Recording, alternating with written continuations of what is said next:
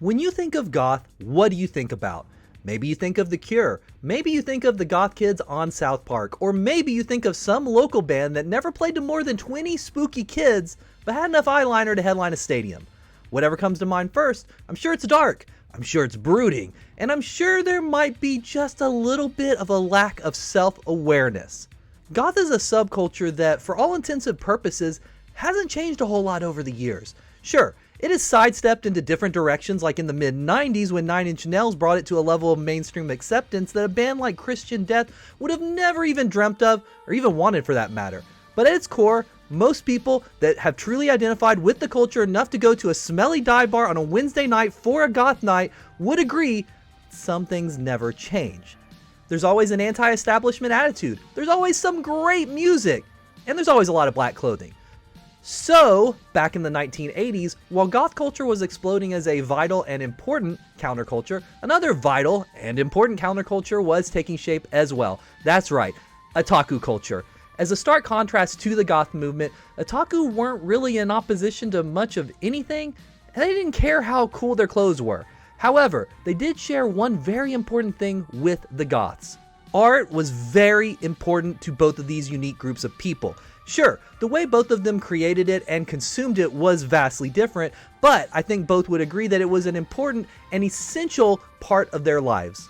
However, in the old days, I believe both cultures would agree that the lines for both, well, cultures didn't cross over that much. I mean, I'm sure there was someone out there that filed their Death in June records next to their Dirty Pair soundtracks in their vinyl collection, but I can't imagine there's a ton of those people out there. I would say most goths thought that anime nerds were, well, just that, nerds, and most anime nerds didn't even know what goth was, right? But a lot has happened since then. In modern day, goth and otaku culture cross over all the time. Just go to something like Dragon Con and I'm sure you will see a handful of My Hero Academia cosplayers that are just as excited to meet Aurelio Voltaire as they are some voice actor from My Hero Academia. Personally, I think it's a great thing. Goth culture has always been a lot more nerdy than the overly serious guy that never leaves the goth bar would make you think, whereas anime culture has always been a lot cooler than the overly concerning Redditor that never leaves his computer would make you think. So it makes perfect sense that these lines continue to blur more and more over time. Subcultures and countercultures are also way more mainstream these days than they ever have been before, so it's pretty easy to pick the pieces you want from each one and combine it into something that truly fits your personality. Plus, if you go to any goth night in the modern era, you will find at least one person rocking a Death Note shirt. Actually, you'll probably find like 5, but you'll find at least one. I guarantee you that. That being said, sometimes, even in the 80s, those lines did cross, at least on the anime side of things. Vampire Hunter D, Wicked City, Vampire Princess Miyu, the Devilman OVAs. You would be hard pressed to call these things anything but goth, right? And similar to any other scene, if you dug just a little bit deeper, you would find that there was even more goth-tinged anime from the greatest decade for the medium. Enter Bride of Damos. Yeah, this anime is very goth. This quick little 30-minute OVA is based on a shoujo manga that dates all the way back to 1974, and it follows Damos, a dreamy goth demon with a wife that is literally rotting away. Yeah, that alone sounds like an amazing goth song. Anyway, as a result of all of the rot and whatnot, Damos comes to Earth and finds himself a little anime girl and wants to steal her to give to his dying wife so she can possess the body of that girl and become that little anime girl. Yeah, that's pretty dang goth as well. But if you watch this OVA without that little bit of backstory, you might not completely pick up on what's even going on, because this is one of those OVAs that just assumes you kind of read the manga already, and it just adapts a random chapter from the manga without a ton of explanation. Luckily, the goth vibes are very strong in that chapter that it picked to adapt. It's all about some creep that lives with his sister and kills people. Of course, our best girl star, Minako, gets caught up in this mess, but manages to escape just in time for Damos to try to abduct her again. And then it ends. I say again because I know this is a recurring thing in the manga, but if you just saw this OVA, you wouldn't know it was again, and you might not even really know the whole situation with Damos, but regardless, that's what happens. Yeah, that's it. That's the whole story of the OVA. Of course, there's only so much you can do with 30 minutes, but I must say that this story is surprisingly compelling for how short it is, assuming you kind of know what's going on going into it. It really makes this thing come off as more of a proof of concept than anything else.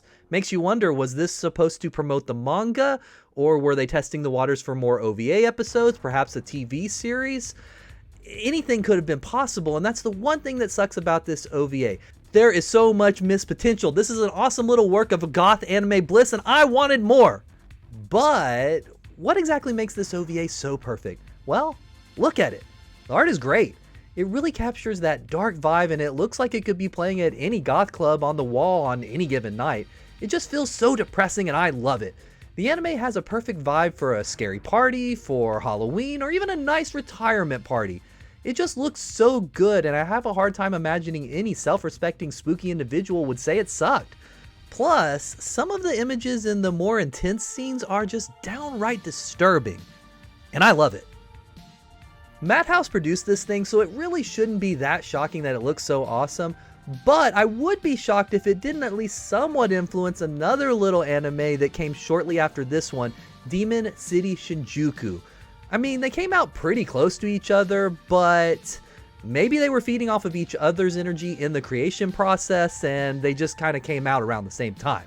1988. It was a truly dreadfully spooky year for the OVA scene indeed. Past the visuals, the audio is amazing as well. The music really sets the scene for an ominous time, while the voice actors really give life to these characters that, of course, only existed on the pages of manga before, and unfortunately, only existed on the pages of manga after. Damos in particular sounds perfect, and that shouldn't be shocking at all, considering he was voiced by the legendary Naki Noezawa, aka Cobra. Hopefully I said that right. Which means that the Bride of Damos is not only a very goth anime, but a very manly one as well. I would have never said that Cobra was a spooky anime in the past, but maybe I'll start to look at things just a little bit differently now. Really, the only negative I can think of with this anime is, as stated before, the fact that there isn't any more of it. Another couple OVA episodes, a TV series, even just a movie. This deserved more. The manga was quite popular in its own right, so it's shocking that there wasn't any more. And for those of us that don't speak Japanese, even the manga is in an unfortunate state currently. It was licensed and translated into English. Kind of. I say kind of because the entire thing was never released.